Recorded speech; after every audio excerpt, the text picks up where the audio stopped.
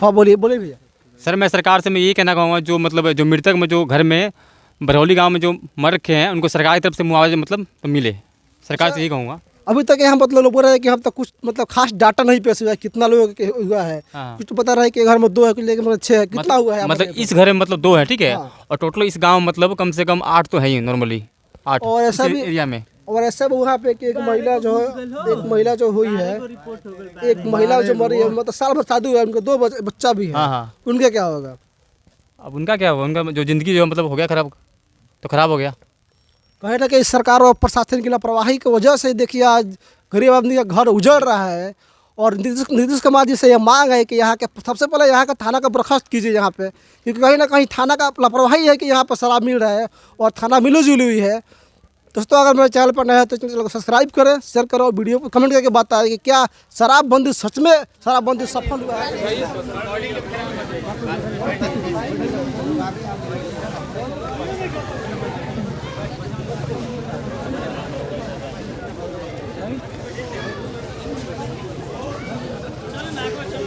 आइए माता जी, आगे आइए, आगे आइए, इधर आइए, यहाँ आइए।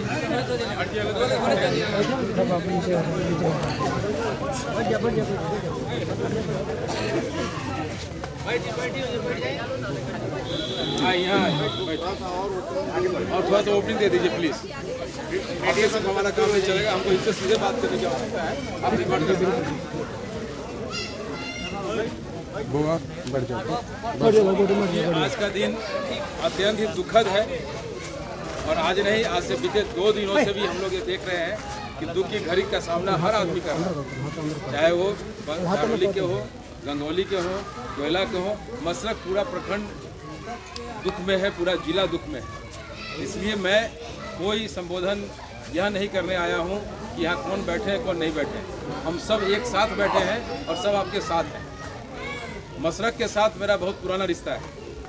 जब 2020 में बाढ़ आया था, उस बाढ़ के दौरान मैं यहाँ लगातार कैंप किया था और लोगों के पास राशन पहुँचे, पानी पहुँचे, उनके खाने की व्यवस्था हो। अम्बेडकर चौक पर खड़ा होकर हम लोग खाना खिलाते थे। उसके बाद हमने ये महसूस किया कि ये जो भोली भाली जनता है, इसी के बीच कुछ ऐसे मिसक्रिएंट्स हैं जो सरकार की जो इतनी महती सोच है, इतनी बड़ी सोच है कि हम शराब को रोकेंगे तो किसी का घर पनपेगा, बढ़ेगा, उससे जो राशि बचेगी उससे बच्चे पढ़ेंगे। ये उस विकास की राह में बहुत बड़ा रोड़ा है। ये भाषण देने का समय नहीं, लेकिन समझने का समय है कि वो व्यक्ति जो जहर लेकर के आपके बीच उसको शराब के शक्ल में बेचना चाहता है, वो आपका दुश्मन है। ये हमको आइडेंटिफाई करना। मुखिया जी ने बहुत अच्छी बात कही कि आज हम यह शपथ लें कि उस वैसे व्यक्ति की पहचान करेंगे, उसका बहिष्कार करेंगे, उसको ये काम नहीं करने देंगे। दूसरी बात जो सबसे महत्वपूर्ण अभी के लिए है कि आज और कल हमको ये ध्यान रखना है कि वो जो शराब या स्पिरिट या जो भी वो वस्तु है, वो मादक पदार्थ जिस किसी के भी घर में है, हम उसके घर में प्रवेश करें। कैसे करेंगे? हम धक्का देके किसी घर में नहीं जा सकते। पियाओ ए पावली के काम करो आ राज पर बैठो ओकरा रोजगारी मिलल बानू तो उनका रोजगारी मिलल बानू अपना राज पर रोजगारी पर। देखिए ये गरीब परिवार है, कहीं ना कहीं लोगों पे सुखों का माहौल छाया हुआ है। हम लोगों ने ये भी कहा कि जाहिर सी बात है कि जितने बृहद स्तर पर चल रहा है, प्रशासन की तरफ से लापरवाही हुई है। इस लापरवाही की जिम्मेदारी जिला प्रशासन ने बहुत सारे कर्मचारियों पर, बहुत सारे कर्मियों पर कार्रवाई भी करने और प्रस्ताव भी दिया है।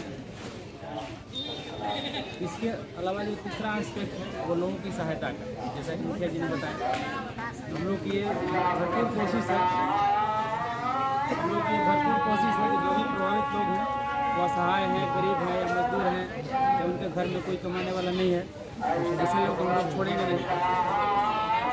सबसे पहली बात है राशन वगैरह की। यदि किसी के घर में राशन की व्यवस्था नहीं है, राशन कार्ड नहीं है, तो जिनका राशन कार्ड नहीं बना है हमसे आज जाके बनवा ले, कल आके बनवा ले।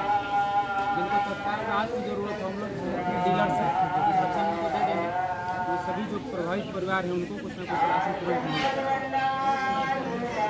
सरकारी योजना में प्रोविडेंट ट्रस्ट की योजना है, जिसमें 3000 रुपये का राशन कार्ड मिलेगा, वो आप लोग को मिल जाएगा जो भी प्रभावित लोग हैं।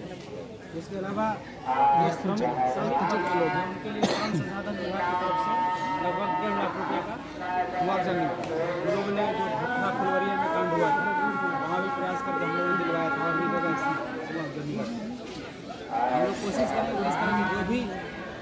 संवैधानिक योजनाएं हैं जिसके तहत लोगों को लाभ मिल सकता है, सारी योजनाएं मिले। उसमें आप लोगों को ये करना है कि जो भी एक्टिव लोग हैं गाँव के या मोहल्ले के, वो कम से कम उनका डॉक्यूमेंटेशन करा देंगे, उनका डेथ सर्टिफिकेट बनवा देंगे, उनका फॉर्म अप्लाई करवा देंगे। कहीं कोई दिक्कत होता है तो हमारे वीडियो साहब से हमको बताएंगे, ठीक है। ये मदद करने का तरीका है, सवाल पूछने के लिए मदद करने का तरीका ये है कि आप भी उसमें अपना भूमिका अदा करें। सर अभी तत्काल राहत किसी परिवार के यहाँ नहीं मिला हुआ है। सर एक चीज़ बताइए कि जिस परिवार का पोस्टमार्टम नहीं हुआ है सर, उस परिवार के लिए सर क्या उसके लिए मिलेगा कि नहीं मिलेगा? एक सेकंड रुकिए। हाथ तक हाथ नीचे हम बता रहे हैं पब्लिक से बात करने हैं, नहीं रहते जो बोले तो हम आपके क्वेश्चन का जवाब दे रहे हैं। ये लोग बोल रहे हैं कि जिनका नहीं मत दीजिए, जब जवाब दीजिएगा तो यही का जवाब दे पाएंगे। पब्लिक से बात नहीं कर पाएंगे, पब्लिक से बात करेंगे आपसे बात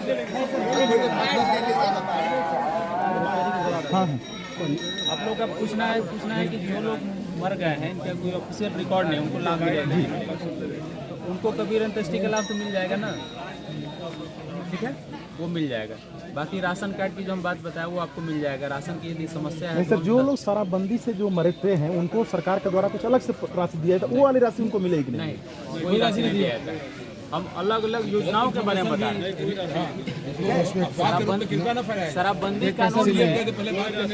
शराबबंदी कानून में मुआवजा का कोई प्रावधान नहीं, लेकिन हम लोगों ने जो कबीर अंत्येष्टि है, कबीर अंत्येष्टि है कि कोई गरीब आदमी जो कि असहाय है, इसके पास जलावन खरीदने के लिए पैसा नहीं है, उसके लिए सहायता दिया जाता है। तो हम लोग उसको कोऑर्डिनेट करते हैं बहुत सारी योजनाओं से। इस शराबबंदी कानून में कोई प्रावधान नहीं है। यदि आप ये कहिए कि 4 लाख रुपये हमको सरकार दे, इस योजना में कोई प्रावधान नहीं। सर अभी तत्काल हम लोग उसके विकल्प की बात नहीं मिला है, ठीक है, हम लोग उसके विकल्प की बात कर रहे हैं कि जो गरीब है जिसको हम लोग सहायता दिलवा सकते हैं, हम लोग इसकी बात कर रहे हैं, ठीक है। हम लोग थोड़ा किनारे हो जाएं, थोड़ा साइड हो जाएं, इनको जरा पब्लिक को एड्रेस कर दे दिया जाए। ठीक है सर, आप करेंगे। हम लोग थोड़ा किनारे हो जाएं, पब्लिक को एड्रेस कर दे।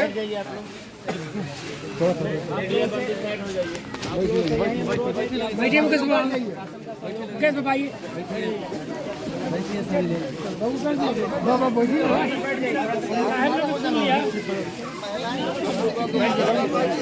आपके कारण सारा पब्लिक चला है।